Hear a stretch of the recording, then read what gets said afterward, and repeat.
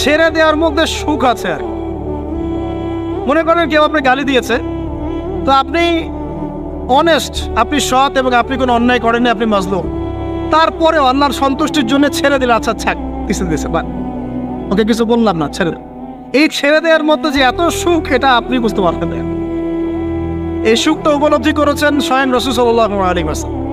মক্কা বিজয়ের দিন ওই যে বহু মানুষ এসে কি বলেছিল, ভয়ে কাঁপছে যে রাসূল সাল্লাল্লাহু আলাইহি ওয়াসাল্লাম তাদেরকে আবার মৃত্যুদণ্ড দেন কিনা, আছে না? আল্লাহ নবী বললেন যে লা তাসরিবা আলাইকুমুল ইয়াউমা, তোমাদের উপর আজকে আমার কোনো অভিযোগ নাই। ওয়া আনতুমুত তুলাকা, তোমরা মুক্ত, যাও, ছেড়ে দিল। এটা শান্তি। ইউসুফ আলাইহিস সালামের ভাইরা কুয়াতে ফেলে দিয়েছিল না, সেখান থেকে মিশরের বাজারে, সেখান থেকে রাজপ্রাসাদে, সেখান থেকে জেলখানায়, জেলখানা থেকে রাষ্ট্র ক্ষমতায়। কি লাইফ ট্র্যাজেডি, লাইফের ট্র্যাজেডি দেখেছেন? এখন ইউসুফ আলাইহিস সালাম যখন শেষে ভাই থেকে চিনলেন, তিনি কি ভাইদের প্রতি প্রতিশোধ নিয়েছেন? বলেছেন যাও, মাফ করে দিলাম, ছেড়ে। এটাই শান্তি। আল্লাহর জন্য ত্যাগের মহিমার মধ্যে শান্তি আছে। আল্লাহ পাক আমাদেরকে ত্যাগ করার তৌফিক দান। তাই বলে সব জায়গায় আবার ত্যাগ করা যাবে না, এটাও মাথায় রাখতে হবে। বুঝতে পারছেন না কথা? মনে করেন যে আপনার পরিবারে আপনার বোনকে কেউ টিস করেছে, না বুঝতে পারি, ছেড়ে দিব? যা বাবা তুই টিস করেছিস, যা দিলাম, ছেড়ে দেখো। মনে করেন যে কারো সমাজের মধ্যে কাউকে ধর্ষণ করা হচ্ছে, না বুঝতে পারি না, আর আমরা বলবো যে যাক মানবতা দেখালাম, ছেড়ে দিলাম, ইসলাম তো মানবতা ধর্ম, যাও ছেড়ে দিলাম, বললাম হবে? সব জায়গায় ইসলাম মানবতা শেখায় নাই, কারণ কোনো জায়গায় মানবতা না শেখানোটাই ফরজ। একজন চোরের উপর আপনি কি মানবতা দেখাবেন? একজন ধর্ষকের উপর আপনি কি মানবতা দেখাবেন যে আরো ধর্ষণ কর বাবা, যা, উৎসাহ দিবেন? একজন খুনি, আপনি কি তাকে মানবতা দেখাবেন? তা ফাঁসি দিবেন? তো এই যে কিছু মানুষ এখন বলে ইসলাম মানে শান্তি, আর শান্তি মানে শান্তির সুবাতাস, বুঝছেন? ওরা ওই যে ইসলাম থেকে বদর, উহুদ, খন্দক, খায়বার সব কাট করে ফেলছেন। এগুলো ইসলামে নাই। ইসলামে শুধু আছে সালাম, সালাম, আফসুস সালাম, খালি সালাম দিবা আর তোমরা কি করবো, খাবার খাওয়াবা, ব্যাস। আর ইসলামের যে আরো বড় বড় বিধানগুলো আছে, এগুলো পাশ কাটিয়ে এড়িয়ে যাবে। ইসলাম তো শান্তির ধর্ম। আরে বাবা, শান্তি মানে কি? শান্তি মানে আল্লাহর বিধানগুলো মেনে নিয়ে আল্লাহর সামনে আত্মসমর্পণের মধ্য দিয়ে শান্তি অর্জন কর। এই হলো ইসলামের ডেফিনেশন। আল্লাহ পাক আমাদেরকে পূর্ণাঙ্গতা বোঝার তৌফিক দান করুন, আমিন। হ্যাঁ, যেটা বলছিলাম প্রিয় ভাইরা, অন্যের কষ্ট উপলব্ধি করে আমরা সারা বছর অন্যের স্বার্থকে অগ্রাধিকার দিব ইনশাআল্লাহ। যদি আমাদেরকে কেউ কষ্টও দেয়, আল্লাহর ওয়াস্তে মাফ করে দিবেন। তবে যেখানে মাফের কোনো সুযোগ নেই, সেখানে মাফ করতে যায়। আল্লাহ পাক বোঝার তৌফিক দেয়। 4, রমাদান দিয়ে গেছে গরিবের কষ্ট উপলব্ধি করার মানসিকতা। যখন না খেয়েছিলাম তখন গরিবের কষ্ট বুঝি নাই। না খেয়ে থাকলে কেমন লাগে, পানি না পান করতে পারলে কেমন লাগে। হ্যাঁ, এটা আল্লাহ পাক কেন দিয়েছেন? যাতে করে আমরা সমাজের এই দুস্থ মানুষগুলোর কষ্ট বুঝতে পারি। আল্লাহ পাক সারা বছর আমাদেরকে গরিবের সেবা করার তৌফিক দান। আর এখন গরিবের রক্ত খুব চুষে খাওয়া হয়, তাই না ভাই? গরিবের রক্ত চোষা একটা সমাজ চলতেছে, আর রক্ত চোষা একটা অর্থনীতি চলতেছে। এই অর্থনীতির জনক বাংলার মাটিতে না, এই অর্থনীতির জনক পশ্চিমের। এটা সারা বিশ্বে ফর্ম করা হয়েছে। এর মধ্য দিয়ে গরিবের রক্তকারী চুষতে থাকবে। কারা চুষবে? পুঁজিবাদীরা। কারা চুষবে? এটা আবার কি? কোনো ওয়াজে তো শুনি নাই পুঁজিবাদ আবার কি জিনিস। এটাকে ক্যাপিটালিজম বলে। পুঁজিবাদ মানে সমাজের একটা অংশের মানুষের কাছে ধন সম্পদ কক্ষীভূত হবে, বাকিরা আস্তে আস্তে গরিব হতে থাকবে দিন দিন। এটা হচ্ছে কিনা? সমাজে এই স্তরবিন্যাসটা বাড়ছে কিনা? এই তো ঢাকা শহরে গিয়ে দেখেন না, বড় বড় কিছু জায়গা, গুলশান, বনানী, বাড়িধারা, এই বসুন্ধরা, দেখবেন খালি টলেস্ট বিল্ডিং, প্রতিযোগিতা। আর একটা বড় অংশ দেখবেন খালি বস্তি। এই যে দেখছেন তারতম্য, দেখছেন? এটা সারা বিশ্বে হচ্ছে সুদের কারণে। কিসের কারণে ভাই? 1 নম্বর সুদের কারণে, 2 নম্বর দুর্নীতির কারণে, 3 নম্বর হচ্ছে এই যে বোগাস একটা মনিটরি সিস্টেম চলছে, এর কারণে। এটা বোঝেন খুব ভালোই যে কি দিতে হবে, খাদ্যদ্রব্য দিতে হবে, দিরহাম দেওয়া যাবে না, ফেতরা, তাই না ভাই? এটা তো খুব ভালোই বোঝেন। তো নবী সাল্লাল্লাহু আলাইহি ওয়াসাল্লাম যে গোল্ড দিনার আর সিলভার দিরহাম ইউজ করতেন, আপনি এখন কাগজের টাকা ইউজ করেন কেন? বলেন এখন কথা বলেন। এটা তো খুব ভালোই বুঝলেন যে খাদ্যদ্রব্য দিয়ে ফেতরা দিব। খাদ্য দিয়েছেন নবী, খাদ্যই দিব। চাল দিয়েছেন, চাল। খেজুর, কিসমিস। তাহলে নবী তো দিনার আর দিরহাম ইউজ করেছেন, তা আপনি এখন কাগজের টাকা ইউজ করেন কেন? আমি যে 5-10 বছর আগে বলছিলাম যে এই সিস্টেমটার মধ্যে সমস্যা আছে, তখন তো খারেজি মারলেন ফতোয়া, এখন এতটুকু বুদ্ধি মাথায় আসে না? দিনার দিরহাম এটাই ইসলামিক কারেন্সি, আমরা যেগুলো চালাচ্ছি এগুলো ইসলামিক কারেন্সি নয়, কিন্তু পুরো বৈশ্বিক প্রেক্ষাপটে আমরা মানতে বাধ্য হচ্ছি। ইসলামিক খেলাফত, ইসলামিক পলিটিক্যাল ভিউ, কিন্তু সারা বিশ্বে খেলাফত নাই, আমরা মানতে বাধ্য হচ্ছি। ডেমোক্রেসি, সেকুলারিজম মানতে বাধ্য হচ্ছি, এটা বাধ্য হয়ে আমরা করছি।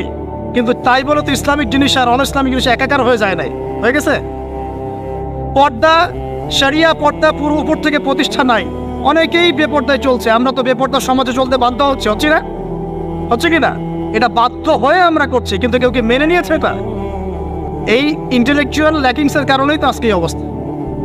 প্রিয় ভাইয়েরা, বোঝার চেষ্টা করেন গভীর থেকে, রমাদান মাস গরিবের কষ্ট উপলব্ধির মাস ছিল। আল্লাহ পাক আমাদের সবাইকে গরিবের কষ্ট বোঝার তৌফিক দান করুন। আর আল্লাহর ওয়াস্তে চেষ্টা করবেন গরিব মানুষকে খাওয়ানোর, এতিমের দায়িত্ব নেয়ার। প্রত্যেকটা এলাকায় এতিমখানা গড়ে তোলেন, এতিমদেরকে ফ্রি পড়াশোনার ব্যবস্থা করেন, তাদেরকে কোরআন শেখান, তাদের পিছনে টাকা ইনভেস্ট করেন, তাদের মাথায় হাত বোলান। আল্লাহ রহম করবে ইনশাআল্লাহ, আল্লাহ তৌফিক দান করে দেবেন। এরপরে রমজান শিখিয়ে গেছে আমাদেরকে 5 নাম্বার, বেশি লম্বা করবো না, আমি আপনাদেরকে বিরক্ত করতে যাচ্ছি না, আমি 10টা পয়েন্ট বলছি। 5 নাম্বারটা দেখুন, এটা মনোযোগ দেন, এটা খুব ইম্পর্টেন্ট। রমজান দিয়ে গেছে কোরআন। রমজান কি দিয়ে গেছে ভাই? এটাই তো সবচেয়ে বড় কথা নাকি? রমজানের সবচেয়ে বড় কথা কি? এই মাসে কি হয়েছে? কোরআন নাজিল হয়েছে। তো রমজান মাস চলে গেছে, আমরা কি কোরআনটাকে এখন বন্ধ করে রেখে দিব ভাই? রমাদান মাসে কারা কারা কোরআন খতম করেছেন হাত তোলেন দেখি। সুবহানাল্লাহ, মাত্রই কয়জন? রমাদান মাসে কোরআন খতম করেছেন কারা কারা? অন্তত একবার। আল্লাহু আকবার। আল্লাহ আমাদেরকে মাফ করুন না, আমিন। আল্লাহ আমাদেরকে মাফ করুন। আমি খুবই হতাশ হলাম। রমাদান মাসে কোরআন অন্তত একটা বার তো খতম করা উচিত ছিল নাকি ভাই? আচ্ছা, রমজানের সওম রাখেন কেন জানেন? রমজান মাসে কোরআন নাজিল হয়েছে, এটা রমজানের সম্মান। আল্লাহ পাক বলেন নাই শাহরু রমাদান আল্লাযী উনজিলা ফীহিল কোরআন? আল্লাহ পাক বলেন নাই রমজান সেই মাস যেই মাসে কোরআন নাজিল হয়েছে? ইন্না আনজালনাহু ফী লাইলাতিল কদর, কদরের রাতে আমি কোরআন নাজিল করেছি। তাহলে রমাদান মাসে কোরআন পেয়েও যারা কোরআন পড়লো না, বুঝলো না, খতম করলো না, আমি তাদের জন্য আফসোস ছাড়া কিচ্ছু করতে পারছি না। আচ্ছা যাই হোক, যা করেছেন, তওবা করা যাবে তো ইনশাআল্লাহ? আমার সাথে বলেন আস্তাগফিরুল্লাহ আল্লাযী লা ইলাহা ইল্লা হুয়াল হাইয়ুল কাইয়্যুম ওয়া আতুবু ইলাইহি।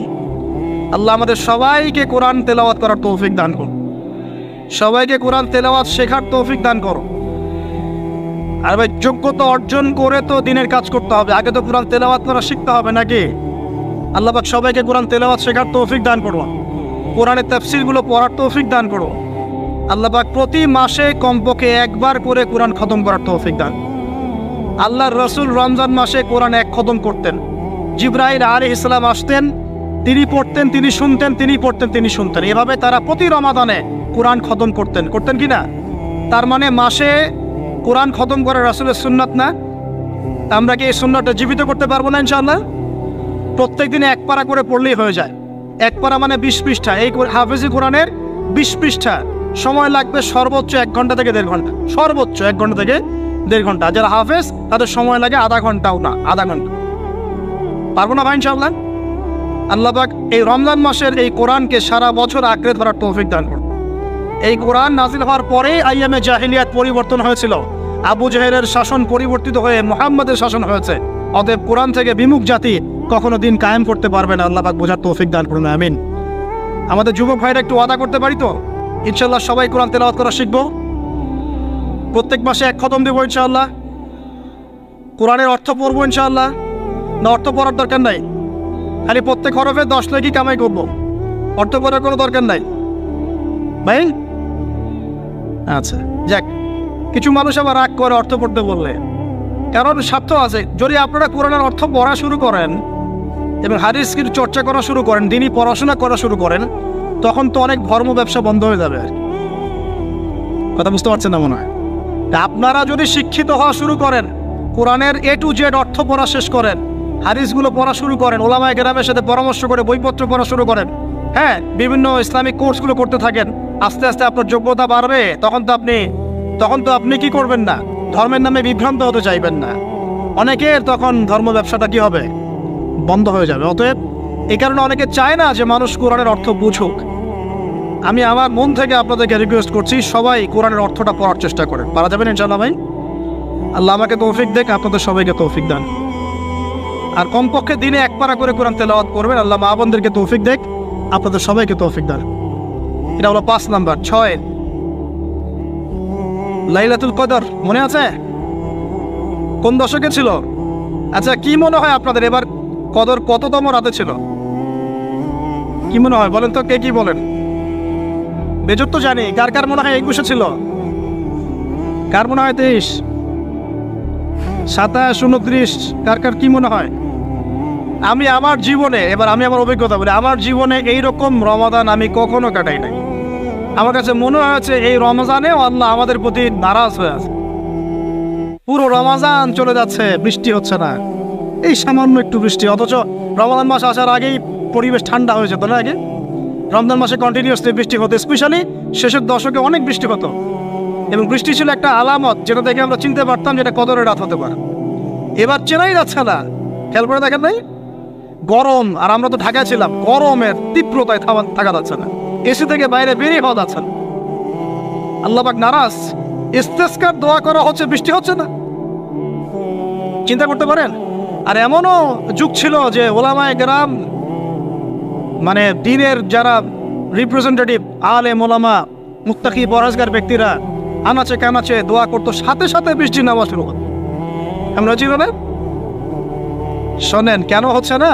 কারণ আমরা হয়তোবা এখনো সেই পর্যায়ের তাকওয়া, সেই পর্যায়ের আল্লাহ ভীতি এখনো অর্জন করতে পারি নাই, যে আমরা দোয়া করলেই সাথে সাথে কবুল হয়ে যায়। হয়তোবা আমাদের ভিতরে অনেক ত্রুটি আছে, এই ত্রুটিগুলো আগে দূর করতে হবে। আল্লাহ পাক তৌফিক দান করুন। আর আমার মনে হয় এমন অনেক মানুষ এই বাংলার জমিনে আছেন যারা যদি এই নামাজের সুযোগ পেতেন তাহলে তারা দোয়া করার সাথে সাথেই বৃষ্টি বর্ষণ, কিন্তু তারা সুযোগ পাচ্ছেন না। এই একজন ছেলে বুঝতে পারছে কথার অর্থটা কি। এমন বহু মানুষ বাংলার মাটিতে আছে, হয় তারা যদি সুযোগ পেত নামাজটা পড়ার, হয়তো বা বৃষ্টি হতো।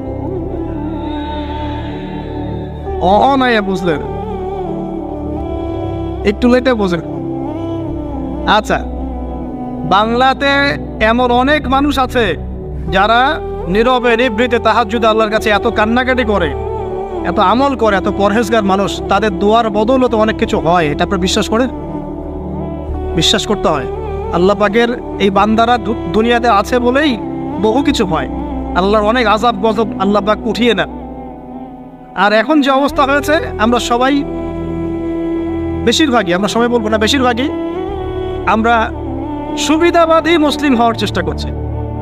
ইসলামের যে অংশগুলো পালন করলে খুব মজা লাগে এইগুলো আমরা পালন করতে চাই, যেগুলো পালন করলে সমস্যা হতে পারে আমরা গায়ে দাগ লাগতে দিতে চাই না। মানে আমি চলবো ঠিক, গায়ে যেন একটা আচরণ না লাগে, কেউ ভালো মন্দ না বলে, গালিগালাজ না করে, সুন্দরের মতো চলবো আর কি। অথচ এই সুন্নত নবী সাল্লাল্লাহু আলাইহি ওয়াসাল্লামের তাকদীরও জোটে নাই। শুনেছে? বুঝতে হবে। আল্লাহ পাক আমাদের সবাইকে পরিপূর্ণ কোরআন সুন্নাহ ফলো করার তৌফিক দান করুন, আমিন। এই লাইলাতুল কদর নিয়ে কথা বলছিলাম, এটা পাওয়ার জন্য ইতিকাফ করেছিলাম কিনা? অনেকে করেছেন। রাত জেগেছেন কিনা? এই যে রাত্রি জাগরণ করার যে ব্যাপারটা, এটা কি রমজানের শিক্ষা? রমজানের ছেড়ে যাওয়া একটা চেতনা কেমন? রাত জাগরণের মধ্য দিয়ে আল্লাহকে পাওয়া যায়। তারাবি পড়েছেন, তাহাজ্জুদ পড়েছেন না? এই তাহাজ্জুদে আপনি আল্লাহর কাছে চেয়েছেন, দোয়া করেছেন, আল্লাহকে ডেকেছেন, জিকির করেছেন, তখন আল্লাহর সাথে আপনার একটা গভীর সম্পর্ক ছিল না? এই সম্পর্ক রমজান যাওয়ার সাথে সাথে কি বন্ধ করে দেব? সারা বছর ধরে রাখবো ইনশাআল্লাহ, আমিন। আচ্ছা, 7 নম্বর ভাই, রমাদানে আল্লাহ রাব্বুল আলামিন আমাদের অনেককেই কিন্তু তারাবি পড়ার তৌফিক দিয়েছেন, দেন নাই? এখন তারাবি এবং নামাজের বিষয়টা কেমন ছিল? আমরা একটা ঐক্যবদ্ধভাবে কাজ করেছি না? একসাথে সবাই মিলে তারাবি পড়েছি, একসাথে আমরা সালাত পড়েছি। এই রমজানের এই যে ঐক্যের শিক্ষাটা, এই শিক্ষাটা কিন্তু রমজান চলে যাওয়ার সাথে সাথেই আমরা আবার বিভক্ত হওয়া শুরু করি। আমরা এই তারাবি, সালাত, জামাতের সালাত, সাদাকাতুল ফিতর, ঈদের জামাত, এগুলোর মধ্যে একটা শিক্ষা নিব, সেটা হলো ঐক্যের চেতনা। কিসের চেতনা ভাই? আমরা সমাজের মধ্যে একটা ঐক্য নিয়ে আসার চেষ্টা করবো। আল্লাহ পাক তৌফিক এনায়েত করুন, বলি আমিন। 8 নাম্বার, রমজান মাসে আমরা জাকাত দিয়েছি অনেকে, সদাকাও করেছেন অনেকে। দান সদাকা বেশি বেশি করেছেন, জাকাত দিয়েছেন, সদাকাতুল ফিতর দিয়েছেন, মাশাআল্লাহ।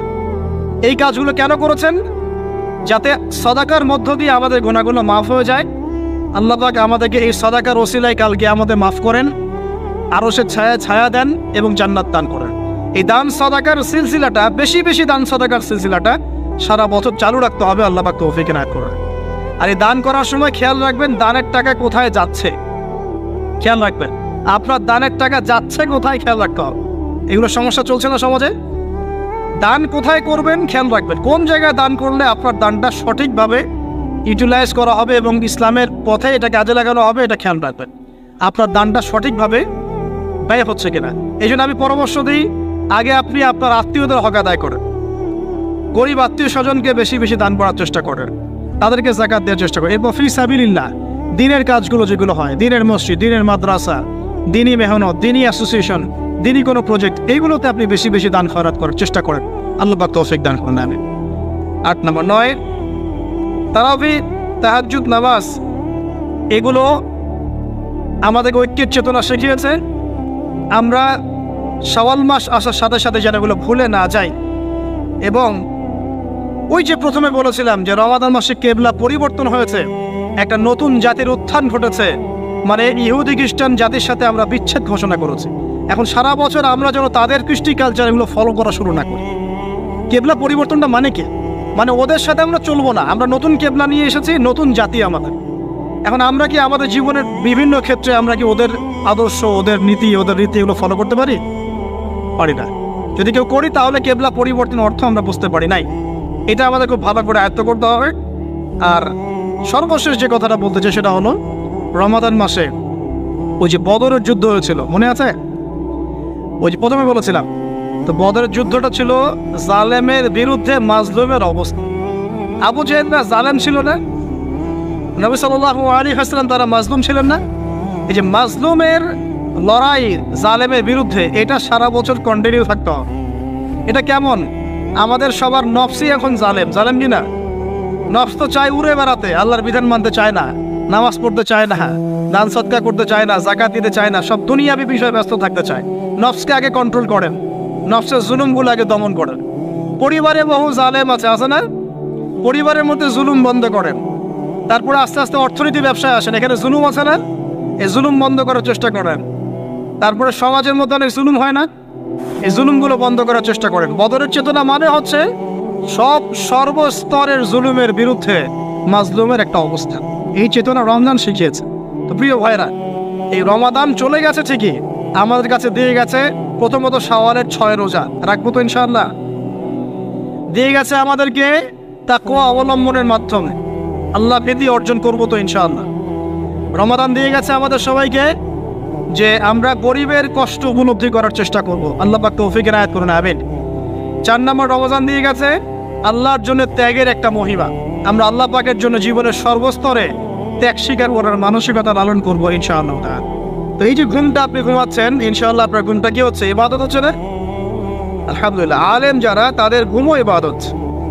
যারা এই যে মুসলিম, মুমিন, মুত্তাকি, আলেম, তাদের ঘুমগুলো কি ইবাদত। এখন ঘুমান শেষ, ঘুমের মধ্যে যদি দুঃস্বপ্ন দেখেন তাহলে আপনি বাম দিকে 3 বার থুতু ফেলবেন, ফেলে আউযু বিল্লাহি মিনাশ শাইতানির রাজিম পড়বেন, পরে পাশ পরিবর্তন করে আবার ঘুমাবেন। এটা হয় না ঘুমের মধ্যে অনেক সময়? অনেকের বোবা ধরে, শ্বাস নিতে পারে না। এগুলো এই জন্যই হয় কারণ তারা ঘুমানোর আগের জিকির আজগারগুলো করেন। নিয়মিত করলে এগুলো সমস্যা ইনশাআল্লাহ হবে না। আপনি নিজের ভালো নিজেই বোঝেন, হুজুরের কাছে দৌড়ানোর দরকার নেই এত বেশি। নিজের বাচ্চাকে এত দৌড়ানো, এই কবিরাজ, ওই কবিরাজ, ওইখানে তাবিজ, এত তো দরকার নাই তো। নিজের আমল নিজে করেন, দেখবেন আপনি আল্লাহ পাকের পক্ষ থেকে নিরাপত্তার মধ্যে আছেন ইনশাআল্লাহ। আল্লাহ তৌফিক দান করুন, আমিন। এরপরে ঘুম থেকে উঠলেন, চেষ্টা করবো আমরা ঘুম থেকে ওঠার কয়টার সময়? 5টায় যদি ফজরের নামাজ হয় বা 4:30টায় যদি ফজরের নামাজ হয়, মিনিমাম 4টায় উঠতে হবে। কয়টায়? 4টায়। এই জন্য যদি অ্যালার্ম দেন করিতে, অ্যালার্ম দিবেন প্রত্যেক 1.5 ঘন্টা পর পর। মনে করেন যে আপনি 1.5 ঘন্টা ঘুমাতে যাচ্ছেন, তাহলে 1.5 ঘন্টা পরে অ্যালার্ম সেট করবেন, অথবা 3 ঘন্টা পর, অথবা 4.5 ঘন্টা, অথবা 6 ঘন্টা। মানে 1.5 ঘন্টার গণিতক দিয়ে আপনি অ্যালার্ম সেট করবেন, দেখবেন উঠতে পারবেন খুবই ইজিলি। এতে 1.5 ঘন্টায় আপনার ঘুমের সার্কেলটা পূর্ণ হয়। একটা ঘুমের সার্কেল পূর্ণ হতে আমাদের মাথায় তো রেস্টের দরকার আছে, এটা পূর্ণ হতে 1.5 ঘন্টার মতো সময় লেগে যায়। তো এটা একটা ট্রিক বললাম আপনাদেরকে, আপনি করতে পারেন, উপকৃত হবেন ইনশাআল্লাহ। তো ফজরের নামাজের মিনিমাম আধা ঘন্টা আগে আমাদেরকে ওঠার অভ্যাস করতে হবে। এই যে ঘুমটা ভাঙার সাথে সাথে কি করব? ভাঙার সাথে সাথে আল্লাহ শুকরিয়া, আলহামদুলিল্লাহ ইল্লাযী আহইয়ানা বা'দা মা আমাতানা ওয়া ইলাইহিন নুশুর। ব্যাস, এই যে ইবাদত হয়ে গেল। এবার আপনি আরেকটা দোয়া পড়বেন, শিখে নেন। আপনি পড়বেন লা ইলাহা ইল্লাল্লাহ ওয়াহদাহু লা শারীকা লাহু লাহুল মুলকু ওয়া লাহুল হামদ ওয়া হুয়া আলা কুল্লি শাইইন কাদির সুবহানাল্লাহ আলহামদুলিল্লাহ ওয়া লা ইলাহা ইল্লাল্লাহ আল্লাহু আকবার লা হাওলা ওয়া লা কুওয়াতা ইল্লা বিল্লাহ আল্লাহুম্মা ইগফিরলি। এটা পড়ার পরে হাত তুলে দোয়া করেন, যা দোয়া করবেন তাই পাবেন ইনশাআল্লাহ। এটা জানতেন না? তো এই দোয়াটা হচ্ছে দোয়া কবুলের অস্ত্র। ঘুম থেকে ওঠার পর যদি এই দোয়াটা করে দোয়া করেন ইনশাআল্লাহ দোয়া কবুল হয়ে যাবে ইনশাআল্লাহ। আমাদের জীবনে চাওয়া পাওয়ার কি অভাব আছে? প্রচুর চাওয়া পাওয়া। বৈধ চাওয়া পাওয়াগুলোকে পাওয়ার জন্য আল্লাহর সাথে সম্পর্ক করতে হয়, আর আল্লাহ পাকের সাথে সম্পর্কে কিছু ওসিলা মাধ্যম লাগে। এই দোয়াগুলো হলো মাধ্যম, আমলগুলো হচ্ছে মাধ্যম। তো আল্লাহ পাক যেমনটা বলেছেন ফাযকুরুনি আযকুরকুম ওয়াশকুরুলি ওয়া লা তাকফুরুন, তোমরা আমাকে স্মরণ করো আমিও তোমাদেরকে স্মরণ। আল্লাহ পাক তো এভাবে বলেছেন, যখন একজন মানুষ মনে মনে আমাকে ডাকে আমিও মনে মনে ওকে স্মরণ করি। মনে করেন আপনি মনে মনে আল্লাহকে বলছেন, আল্লাহ আমি অসুস্থ, আমাকে শেফা দাও, বা আমার রিজিকের টেনশন আছে, আমার রিজিকের টেনশন দূর করে দাও, আল্লাহ আমাকে হেফাজত করো, আল্লাহ আমাকে দিনের জ্ঞান দাও, তোমার আনুগত্য করার তৌফিক দাও। যে মনে মনে আপনি আল্লাহকে ডাকছেন, নিঃসন্দেহে ওই মুহূর্তে আল্লাহ পাক আপনাকে স্মরণ করছে। সাত আসমান ভেদ করে আরশের উপর থেকে আল্লাহ পাক আপনাকে স্মরণ করছেন। আল্লাহ পাক বলছে, যখন একজন মানুষ জনসমক্ষে আল্লাহকে স্মরণ করে, যেমন আমরা এখন করছি, জনসমক্ষে সবার সামনে আল্লাহর কথা আলোচনা করছি, আল্লাহ পাক বলছেন আমিও তখন এর চেয়ে অনেক উত্তম জনসমাবেশে ওই বান্দাদের কথা স্মরণ করি। এই মুহূর্তে আল্লাহ পাক আমাদের কথা স্মরণ করছেন। আমাদের কোনো ফিলিংস আছে? আল্লাহ আমাদের কথা স্মরণ করছেন। ওই যে যুবক ছেলে বসে বসে ফোন টিপছে, কোনো ফিলিংস আছে? মানে মনস্তাত্ত্বিক ভাবে অন্তরে যখন নূর থাকে না, পাপ করতে করতে যখন অন্তরটা কলুষিত হয়ে যায়, কোনো ফিলিংস কাজ করে না। এক খুন করবে, কোনো ফিলিংস নাই। সুদ খাচ্ছে, কোনো ফিলিংস নাই। জেনা করছে ডেইলি, কোনো ফিলিংস নাই। দেখবেন ঘুষ নিচ্ছে, দুর্নীতি করছে, মানুষের সম্পদ আত্মসাৎ করছে, যারা বলবেন ফিলিংসও নাই যে আমি একটা পাপ করছি। তখন এরকম হয় জানেন, যখন এক কথায় যখন মানুষ পাপ করতে করতে করতে করতে, এই যে কলব বলে একটা কথা আছে, এই কলবের উপরে কালো কুৎসিত একটা মরিচা পড়ে যায়, তখন আর ফিলিংস কাজ করে না। তো ফিলিংস কাজ করানোর বুদ্ধি কি? দুইটা বুদ্ধি আছে। এক, বেশি বেশি কোরআন তেলাওয়াত করা, তাহলে অন্তরের মরিচা দূর হয়ে যাবে ইনশাআল্লাহ। আর দুই হচ্ছে বেশি বেশি মৃত্যুর কথা স্মরণ করা, তাহলে মনের মধ্যে যে কালিমাগুলো আছে আস্তে আস্তে দূর হবে ইনশাআল্লাহ। মৃত্যুর কথা কে স্মরণ করে? এখন মানুষ তো চলাফেরা করে এমন ভাবে যে কোনোদিন মরবেই না। কে স্মরণ করে? যে টেবিলের তল দিয়ে ঘুষ নিচ্ছে ও স্মরণ করে মৌতের কথা। যে মেয়েটা বোরখা পরে যে ডেটিং করে বেড়াচ্ছে, জেনা করে বেড়াচ্ছে, ও কি মৃত্যুর কথা স্মরণ করে? যে ছেলেটা এখনকার যুব সমাজের বেশিরভাগই মাদকের সাথে সম্পৃক্ত, গার্লফ্রেন্ড বয়ফ্রেন্ড অ্যাফেয়ার্সে আছে, হ্যাঁ, টিকটক প্রজন্ম, আড্ডাবাজি করে সময় কাটায়, গুন্ডামি করে, মাস্তানি করে, এর মৌতের কোনো ফিকির আছে? একজনকে বড় দায়িত্ব দেওয়া হয়েছে, সবার সম্পদ লুটপাট করে খাচ্ছে, এর মৌতের ফিকির আছে নাকি? এর মধ্যে ফেরাউনি চেতনা এসেছে, আনা রব্বুকুম ওয়া লা আলা, আমি মহান রব, আমি তোমাদের মহান রব। ওদের মধ্যে ওই চেতনা কাজ করছে যে সূরা মুমিনুনে যেটা বলা আছে যে আমরা এখানেই জন্ম নেই, এখানেই মারা যায়, আমরা পুনরুত্থিত হব না। ইন হিয়া ইল্লা হায়াতুনা দুনিয়া নামুতু ওয়া নাহইয়া ওয়া মা নাহনু বিমাবউসিন। আমরা এই দুনিয়াতেই বাঁচি, দুনিয়াতেই মরি, আমাদের কোনো পুনরুত্থানের কিছু নাই। এদের চেতনায় মরেন। কে ফিকির করে মত? অথচ আপনি দেখছেন যে প্রতিনিয়তই কোনো কারণ ছাড়াই মানুষ নাই, কোনো কারণ লাগে না। এখন তো কারণ ব্যাখ্যা করতে আমরা পছন্দ করি, এই কারণে ওইটা হয়েছে, ওই কারণে এটা হয়েছে। এটাকে বলে কার্যকারণ তত্ত্ব। দর্শনের ভাষায় কি বলে? কার্যকারণ তত্ত্ব। এটা আপনারা ফিলোসফি পড়লে বুঝবেন। আর প্রত্যেকটা কাজের পিছনে একটা কারণ থাকে, আমরা কারণটা সার্চ করি বেশি। এখন কারণ ছাড়াই মানুষ ডেড। এই যে যাচ্ছে, উপরে একটা সুন্দর করে বড় একটা পাথর ঝুলছে, সব পাস হয়ে যাচ্ছে ওখান থেকে। মানে রাস্তায় কাজ চলছে, উপরে আবার এটা ঝুলছেও, আর মানুষ আবার অন্যস্তে যাতায়াত করছে। তো যারা রাখছে ওদের ইন্টেলেকচুয়াল অবস্থা চিন্তা করেন, আর যারা আমরা তল দিয়ে যাচ্ছি তারও অবস্থা চিন্তা করেন। বুদ্ধিভিত্তিকভাবে আমরা কোন জায়গায় চিন্তা করেন? মানে মানুষ বিজি রোড দিয়ে যাচ্ছে, ওখানেই কাজ হচ্ছে, আবার যেখানে কাজ হচ্ছে দেখছি সেখানে আমরাও আবার তল দিয়ে যাচ্ছি। সবাই পাস হয়ে গেল, যাদের তাকদিরে লেখা ছিল মওত একদম মুহূর্তের মধ্যে শেষ। কি কারণ ব্যাখ্যা করবেন? কোনো সায়েন্স দিয়ে ব্যাখ্যা করতে পারবেন?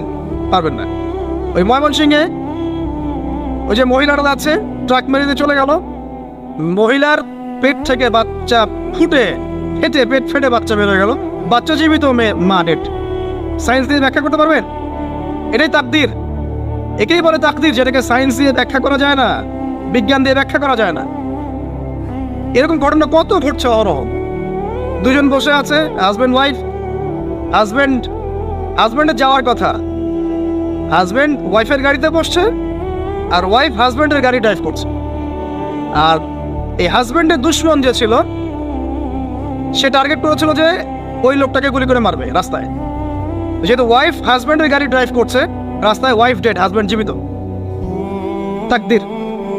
তো তাকদিরকে কি আপনি এই ভাগ্যটা কি আপনি সায়েন্স দিয়ে ব্যাখ্যা করতে পারবেন? সম্ভব?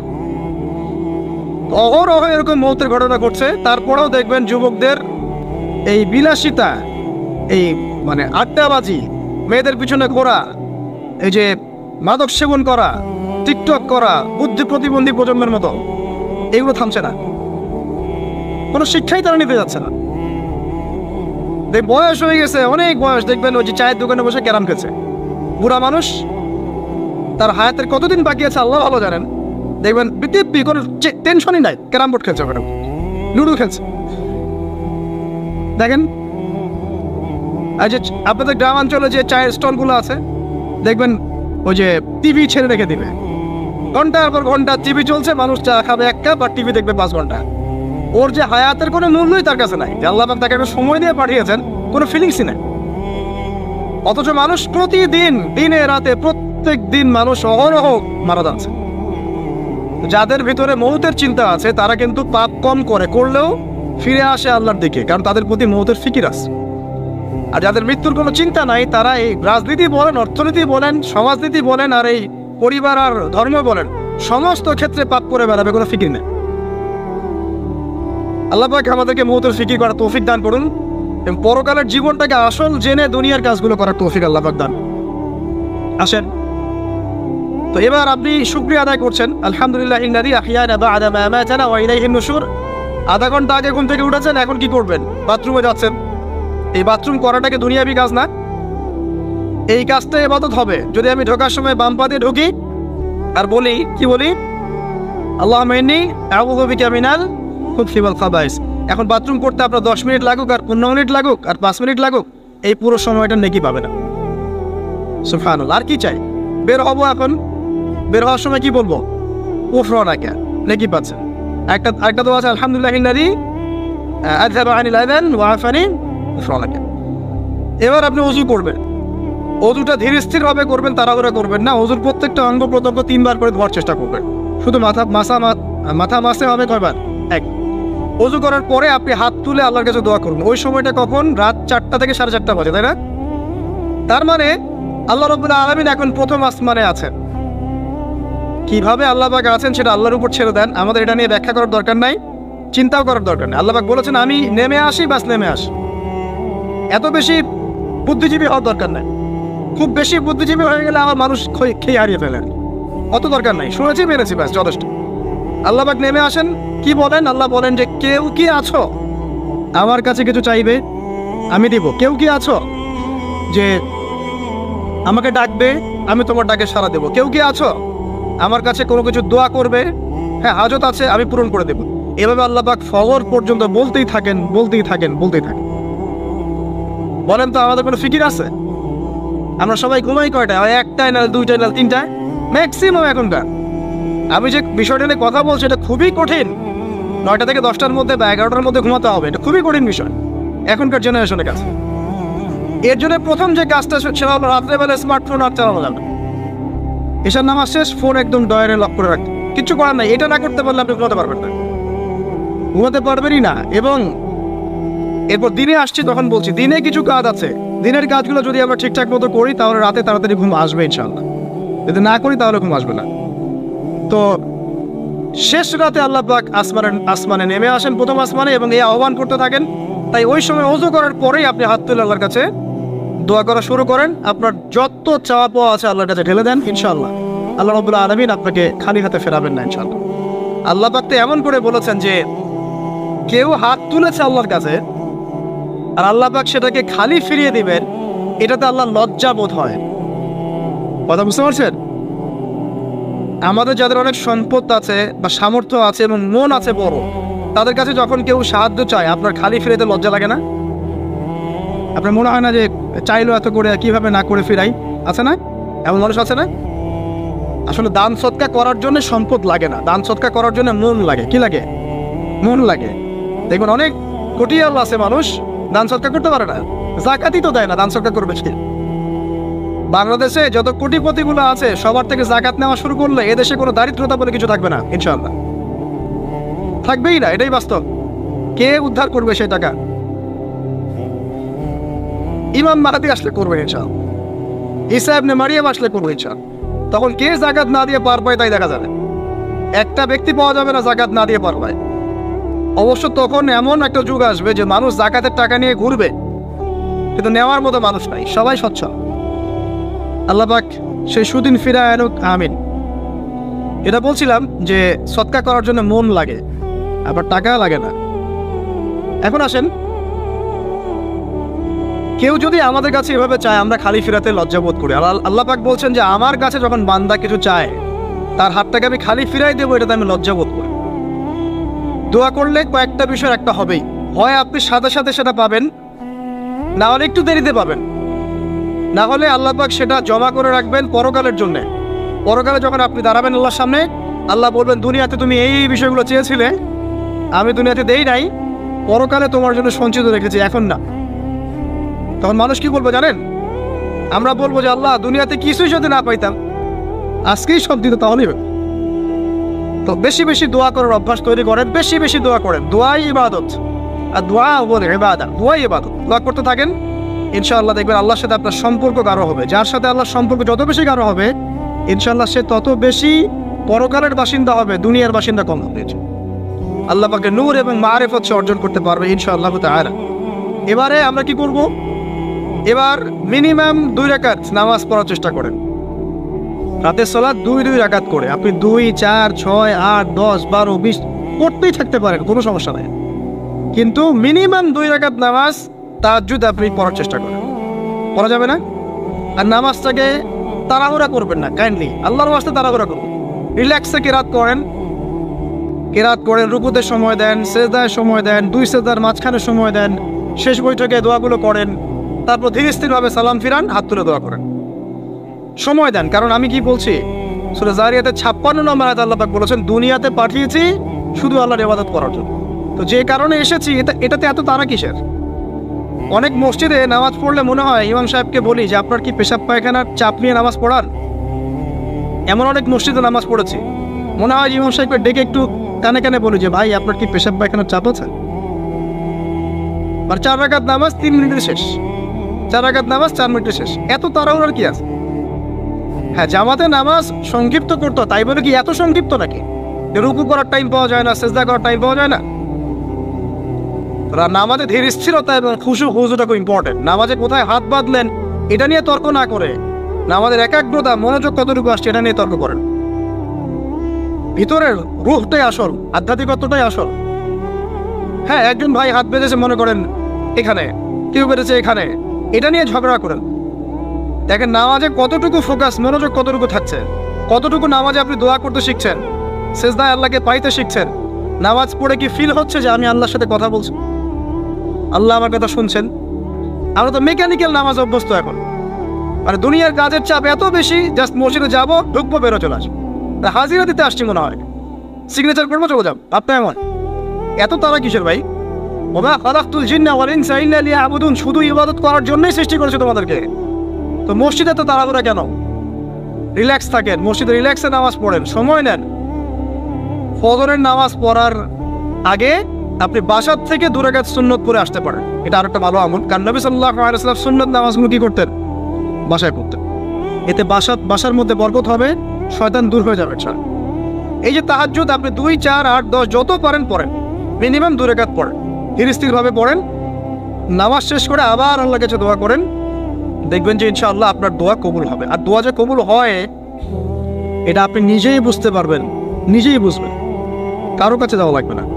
এবার ফজরের সালাতের সময় হয়ে গেল, আজান হচ্ছে, আজানের জবাব দিব, দিয়ে বাস হেঁটে হেঁটে মসজিদ, প্রত্যেক পদক্ষেপ হেঁটে যাব আর দোয়া করব।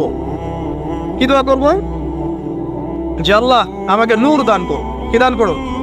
আল্লাহুম্মা ইজআল ফি কলবি নূরা ওয়া ফি লিসানি নূরা ওয়া ফি সামঈ নূরা ওয়া ফি বাসরি নূরা ওয়া আন ইয়ামিনি নূরান ওয়া আন শিমালি নূরান ওয়া মিন ফাওকি নূরা ওয়া মিন তাহতি নূরা আল্লাহুম্মা ইজআল ফি নাফসি নূরা।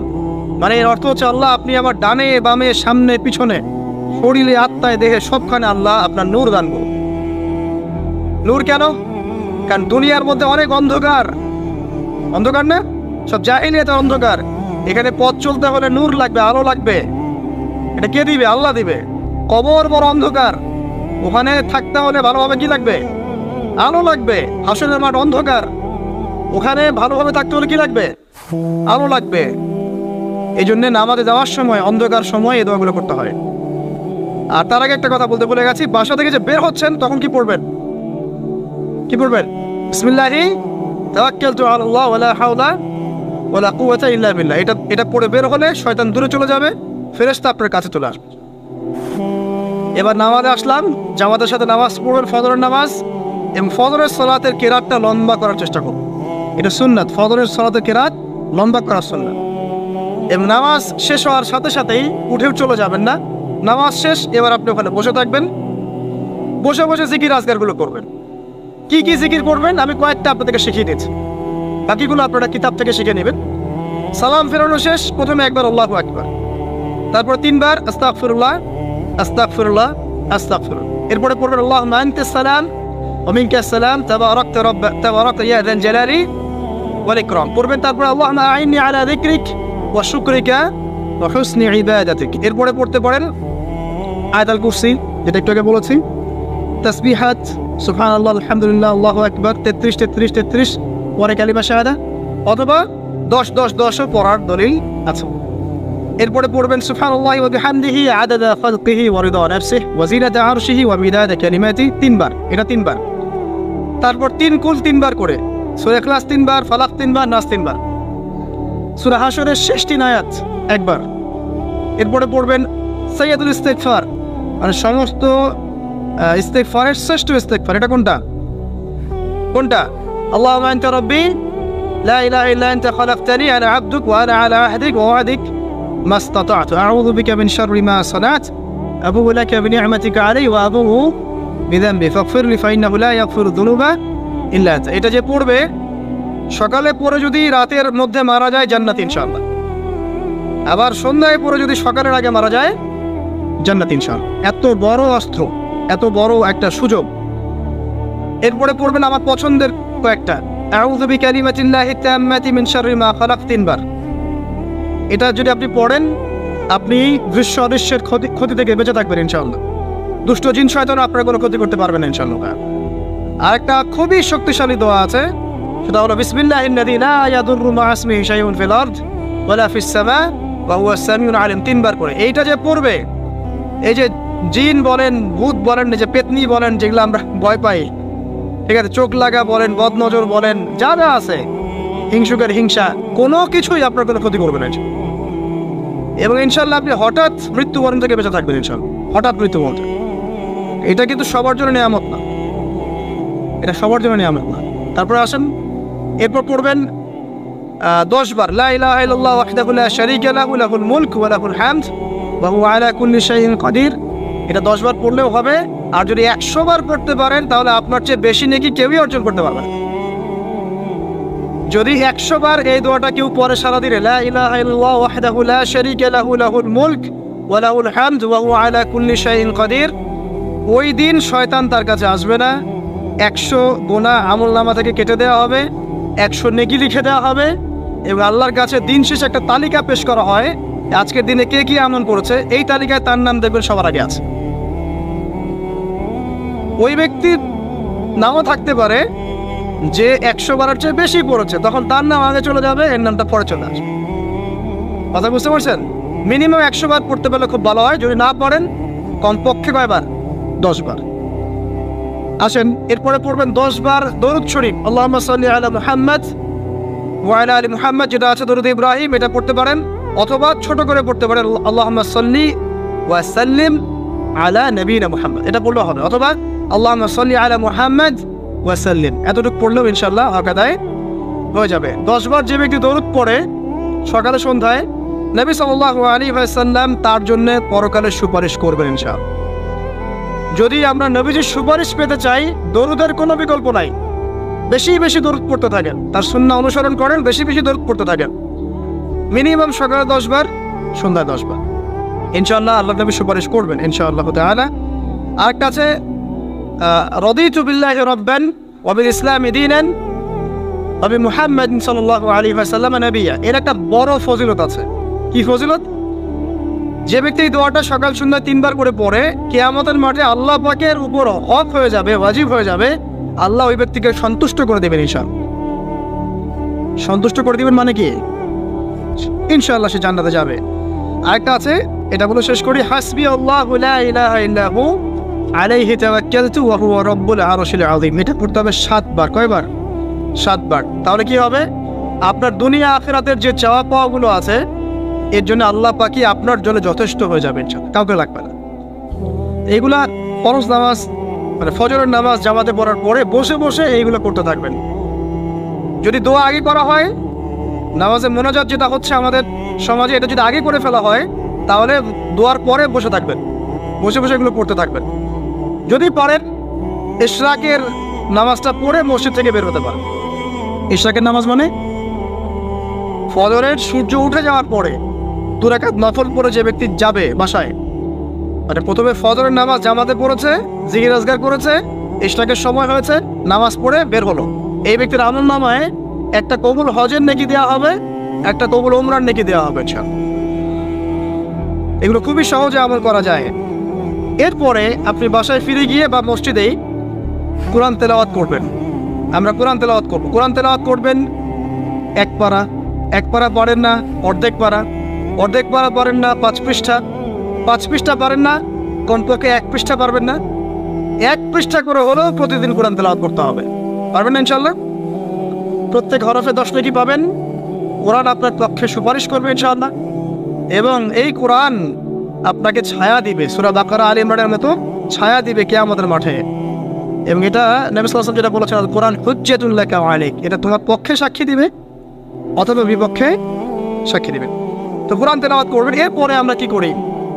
আমরা হয়তো যে যার মতো চলে যাই, কেউ স্কুলে চলে যান, নাস্তা করেন। আচ্ছা, নাস্তার আগে একটা কথা বলি, সকালে নাস্তা করবেন এমনভাবে যে, এখনকার ডক্টররাও বলেন এই কথাটা, সকালবেলা একটু বেশি খেতে হয়, সকালবেলা একটু বেশি হেভি ফুড নিতে হয়, দুপুরে তার চেয়ে একটু কম, রাতে আরও কম। আর আমাদের তো উল্টা, কিন্তু সকালে অল্প একটু, দুপুরে একদম বিশাল, রাতের বেলা আরও বিশাল, নাকি? তো নিয়মটা হচ্ছে এই যে সকালে খেতে হয় বেশি, সারাদিন আপনাকে কাজ করতে হবে, সকালে আপনাকে বেশি হাইজেনিক ভালো ফুড খেতে হবে, দুপুরে তার চেয়ে একটু কম, আর রাতে তার চাইতে কম। এভাবে খেতে পারলে প্রফিটিক খাওয়া হবে ইনশাআল্লাহ। আর খাবার আমাদের সুন্নাহ মতো খাওয়ার দরকার নেই, নবী সাল্লাল্লাহু আলাইহি ওয়াসাল্লামের সুন্নাহ মতো খায় না। আমাদের সুন্নাহটা কেমন? আমরা 7 পেট খাই। কয় পেট? 7 পেট। যদি পেটের মধ্যে কিছু জায়গা ফাঁকা থাকে, সেটাও কিছু মিষ্টি দিয়ে ঢুকায় 7 পেটে ভর্তি করতে হবে। এটা আর কি চ্যালেঞ্জ, পেটটা ভর্তি করতে হবে। আর নবী সাল্লাল্লাহু আলাইহি ওয়াসাল্লাম খেতেন এভাবে যে পেটটাকে 3 ভাগ করতেন, 1 ভাগ খাবার খেতেন, 1 ভাগ তিনি পানীয় পান করতেন, আর 1 ভাগটা ফাঁকা রাখতেন। আপনি এভাবে খাওয়া শুরু করেন, দেখবেন আপনি ফিজিক্যালি ফিট ফিল করছেন, এবং আপনি ক্লান্ত হচ্ছেন কম, অলসতা কম আসছে কাজে, আপনি এনথুজিয়াজম পাবেন ইনশাআল্লাহ তাআলা। তো খাবারের ব্যাপারটা সতর্ক থাকে। আর এই যুগে খাবারের মধ্যে প্রচুর ভেজাল আছে। চেষ্টা করতে হবে ম্যানুফ্যাকচার্ড খাবারগুলো বাদ দিয়ে হোমমেড যে ফুডগুলো আছে, হোমমেড ফুড মানে বাসায় যেগুলো আমরা তৈরি করি, ফ্রেশ হাইজেনিক ফুডগুলো খাওয়ার চেষ্টা করতে হবে। স্পেশালি বাচ্চাদের ব্যাপারে সতর্ক থাকতে হবে। বাচ্চা থেকে তরুণদেরকে এমন কোনো খাবার খাওয়া যাবে না যে খাবারটা খেলে আপনি অসুস্থ হয়ে যান, আপনার স্ট্যামিনা কমে যায়, আপনি ফিজিক্যালি দুর্বল হয়ে পড়েন। এটা খুব খেয়াল রাখবেন। খাবার এই যে আপনারা যে গ্রাম অঞ্চলে থাকেন, আপনারা সৌভাগ্যবান একদিক থেকে যে আপনারা ফ্রেশ খাবার উৎপন্ন করে খেতে পারেন। শেষ জামানায় খাবারের মধ্যে খুব ভেজাল আসবে, এটা বিভিন্ন হারিস দিয়ে মেলানো যায়, আমি ওইদিকে যাচ্ছি না। তো কনক্লুশন বললাম, শেষ জামানায় খাবারে প্রচুর ভেজাল আসবে। তো এই ভেজালগুলো থেকে দূরে থাকতে হলে আমাদেরকে হাইজেনিক ফুডের দিকে ফোকাস করতে হবে এবং প্রোডাক্ট খাবার উৎপন্ন করে খেতে পারলে খুব বেশি ভালো হয়, না পারলে রুট লেভেল থেকে খাবার নিয়ে আসতে হবে। আর অ্যাটলিস্ট ম্যানুফ্যাকচার যে খাবারগুলো বাজারে ঘোরাফেরা করে এগুলো অ্যাভয়েড করতে হবে। আল্লাহ পাক বোঝার তৌফিক দান করুন। আমি আর লম্বা করছি না, শেষ করে দিচ্ছি ইনশাআল্লাহ। লেখাপড়া এবং ওয়ার্কের বিষয়গুলো বলছিলাম যে আমরা যারা লেখাপড়া করবো, প্রফিটিক লাইফস্টাইল করতে হলে এবং প্রোডাক্টিভ মুসলিম হতে হলে লেখাপড়াটা করতে হবে আল্লাহ সন্তুষ্টির জন্যে। চাকরি বাকরি, ব্যবসা বাণিজ্য যাই করে, কৃষিকাজ, সব কিছুর উদ্দেশ্য হবে কি আল্লাহ সন্তুষ্টি অর্জন করে এবং ওই ক্ষেত্রে সৎ থাকা, কাউকে না ঠকানো, মাপে কম না দেওয়া, দুর্নীতি না করা, ঘুষ না নেওয়া। তাহলে আপনার জীবনের প্রত্যেকটা কাজে কি হবে ইবাদত হিসেবে গণ্য হবে ইনশাআল্লাহ তাআলা। শেষ করার আগে আমরা জোহরের ওয়াক্তে চলে আসছি। আপনি আপনার জব সেকশনে কাজ করছেন, নামাজের ওয়াক্ত হলো, নামাজ পড়ে নেবেন। আচ্ছা, নামাজের আগে আপনি 4 রাকাত সুন্নাত পড়বেন, শেষে 2 রাকাত। চেষ্টা করবেন দিনে 12 রাকাত সুন্নাত পড়ার জন্য। ফজরের আগে 2, জোহরের আগে 4, পরে 2, 6 আর 2 8, মাগরিবের পরে 2, এশার পরে 2। এই যে মোট 12 রাকাত সুন্নাত যে ব্যক্তি নিয়মিত পড়বে, জান্নাতে আল্লাহ পাক তার জন্য একটা ঘর নির্মাণ করবেন ইনশাআল্লাহ তাআলা। প্রতিদিন একটা ঘর, প্রতিদিন একটা করে ঘর আপনি পেতে পারেন মাত্র 12 রাকাত নফল বা সুন্নাত আদায় করার মধ্য দিয়ে। জোহরের ওয়াক্ত চলে আসলো, আমরা যেখানে থাকি, স্কুলে বা কলেজে, ইউনিভার্সিটিতে বা চাকরির ক্ষেত্রে, নামাজটা পড়ে নেব ইনশাআল্লাহ। এরপর আবার কাজে যান, কাজ করেন, লাঞ্চ করেন, খাওয়া দাওয়া করেন। আবার খাওয়ার সুন্নাত বলে যায় না, 7 পেট না, 1 পেট খাওয়ার, 1 পেট পানি, 1 পেট ফাঁকা এবং হাইজেনিক ফুড, ম্যানুফ্যাকচার না। তারপরে যান, রেস্ট করেন, কাইলুলা যেটাকে বলে, 1 থেকে 1.5 ঘন্টা রেস্ট করেন, ঘুমান। তারপরে আপনি বিকাল সময়টা আবার আসরের নামাজ পড়েন, আপনার কর্মক্ষেত্রে কাজগুলো সারেন। সন্ধ্যায় আপনি আবার বাসায় ফিরে আসবেন। এই সন্ধ্যায় বাসায় ফিরে আসবেন, ফিরে আসার পরে মাগরিবের সালাত পড়লেন জামাতে। পড়ার পরে বিকেল টাইমটা, মাগরিবের আগে বিকেল টাইমটা আপনি ঘুরতে যান, পরিবারকে সময় দেন, বাচ্চাদেরকে সময় দেন, একটু দিনী ভাইদের সাথে বসেন। ওই সময় যদি কোনো হালাকা অ্যারেঞ্জ করা যায়, মসজিদ ভিত্তিক তালিমে বসেন, 2টা হাদিস পড়েন, কোরআন একটু দার্স নেন, বা অনলাইনে কোনো লেকচার শুনেন বা বই পড়েন, কিছু একটা করেন। আর পরিবারকে সময় দেন। পরিবারকে সময় দেওয়ার পর মাগরিবের ওয়াক্ত হয়ে যাওয়ার পরে, মাগরিবের নামাজ শেষ, ফজরের পর আপনি যে আমলগুলো করেছেন মাগরিবের পর সেই আমলগুলো আবার করতে হবে, সেম কাজ। এভাবে করতে করতে দেখবেন 1 ঘন্টা চলে গেল। বাসায় গিয়ে আপনি পরিবারকে সময় দেন, আপনার অফিসের কাজ, হোমওয়ার্ক, স্কুলের কাজ, ইউনিভার্সিটির কাজ, এগুলো শেষ করেন। শেষ করার পরে আপনি রাতের খাবার খেয়ে নেন, খেয়ে নিয়ে আবার চলে আসেন মসজিদে, এশার নামাজ পড়েন, পড়ে বাসায় গিয়ে জাস্ট করেন, আর দেখা দেখি নাই। তখন আপনি আবার দেখবেন ফজর ওই 4টা 3টে উঠতে পারবেন, তাহাজ্জুদ পড়তে পারবেন, ফজর পড়তে পারবেন, আবার আপনার দিনটা লম্বা হবে ইনশাআল্লাহ। এভাবে 1 দিন 2 দিন না, সপ্তাহে 7 দিন, মাসে 30 দিন, বছরে 365 দিন যখন এই প্রজন্ম কাটাতে পারবে, আমরা কাটাতে পারবো, তখন আমাদের মুখে মানাবে দ্বীন ইসলাম প্রতিষ্ঠার কথা।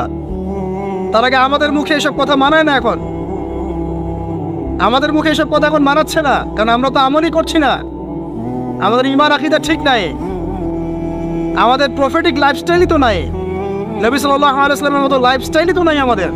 তাহলে আমাদের দ্বারা কেমন করে দিনের পতাকা আল্লাহর জমিনে প্রতিষ্ঠিত হবে বলেন তো দেখি। এভাবে যখন একটা উম্মাহ গড়ে উঠবে, খুবই ডিফিকাল্ট, এটা কিন্তু অনেক বড় চ্যালেঞ্জ। এবং এটাই সবচেয়ে বিগ টাস্ক, যে এই আমরা যারা আছি, আমাদের ইয়াং তরুণ প্রজন্ম, আমাদের মা বোন, বাচ্চা কাচ্চা এবং আমাদের বৃদ্ধ, সবাই মিলে যখন এইভাবে মুভ করবে, তখন দেখবেন একটা জাতি সকাল থেকেই সজাগ, সকাল থেকেই জাতি সজাগ। যেমন একটা চমৎকার একটা আইন করা হয়েছে না, রাত 8টায় সব বন্ধ, খুবই ভালো কথা। কেউ অ্যাপ্রিসিয়েট করুক না করুক, আমি শুরুতে বলেছি আলহামদুলিল্লাহ, খুব ভালো। অ্যাটলিস্ট এখন 10টায় ঘুমাতে পারবো, তারপরেও দেখবেন 3টার আগে ঘুমাচ্ছে না। কিন্তু আপনি মদিনায় গিয়ে দেখবেন ফজরের পর থেকেই সবকিছু লাইভ, স্কুল কলেজ দোকানপাট অফিস সব ওপেন। কারণ আমাদের উম্মত, এই উম্মতের জন্য ফজরের পরের সময়টাতেই বরকত রাখা হয়েছে। যে সময়টা আমরা পাই না, আমাদের সকাল হয় 11টায়, আমাদের সকাল হয় 10টায়, কর্মক্ষেত্র শুরু হয় 10টায়, এই জন্য সকাল ওই যে 5টা থেকে 10টায় এই বরকতটা আমরা পাই না। এভাবে যদি আমরা নিয়মিত 24 ঘন্টা কাটাতে পারি, ওই যে আয়াতটা প্রথমে বলেছি, ওয়ামা খালাকতুল জিন্না ওয়াল ইনসা ইল্লা লিয়াবুদুন, আমি জিন এবং মানুষকে শুধুমাত্র আমার ইবাদত করার জন্যই সৃষ্টি করেছি। এই আয়াতটার হক আদায় হবে ইনশাআল্লাহ, ব্যক্তি জীবন সুন্দর হবে ইনশাআল্লাহ, আমাদের পরিবারগুলো সুন্দর হবে ইনশাআল্লাহ, আমাদের যুব সমাজ একটা গতি পাবে, হ্যাঁ, এবং তারা প্র্যাকটিক্যাল বাস্তব বিষয়গুলোকে নিয়ে ব্যস্ত থাকবে, অবাস্তব অনেক জিনিসগুলো পর্যন্ত ছুটবে না। আমাদের সমাজটা সুন্দর হবে ইনশাআল্লাহ। আস্তে আস্তে দেখবেন উম্মার একটা বড় অংশ ইনশাআল্লাহ আযজা ওয়া জাল আগামী দিনগুলোতে দিনকে এগিয়ে নেওয়ার জন্য। আমাদের এই ভিডিওটি যদি আপনার ভালো লেগে থাকে তাহলে ভিডিওতে একটি লাইক দিতে পারেন এবং আপনার প্রিয়জনদের সাথে শেয়ার করতে পারেন, এবং এইরকম আরও ভিডিও পেতে আমাদের ইউটিউব চ্যানেলটি সাবস্ক্রাইব করে পাশে থাকা বেল আইকনটি অন করে দিন।